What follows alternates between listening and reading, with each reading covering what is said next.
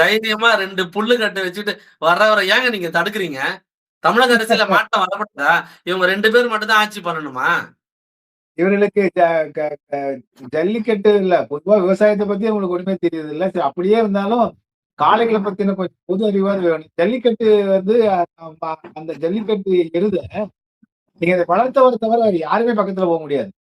நீங்க அவர வளர்க்காத வேற யாரும் வந்து அதுக்கு புல் இல்ல. நீங்க வந்து பாயாசத்தையே வந்து கொண்டு போய் வந்து நீங்க ஒரு ட்ரம்ல வச்சா கூட அது தொடாது. எனவே அது அந்த ஒரு அடிப்படை இயல்பே தெரியாம ஒரு புல்லுக்கட்ட கொண்டு போய் ஜல்லிக்கட்டு காளைகிட்ட குடுத்தோம் அப்டின்னா, அது சினிமா வசனம் வருங்க. ஆனா அவருக்கு அவரு பூரா சினிமா மட்டும் தான் பார்க்குறாரு போல விஜய். அதான் அப்படிதாங்க சொல்றாரு. தெம்பா, கெத்தா ஒருத்தன் வரான்னா, யாரு? நான் இல்ல. நீங்க எல்லாரும் எதிர்க்க இருக்கிறவங்கலாம் சொல்லி குஷி பண்றாருல்ல. அதுதான், அதுதான்.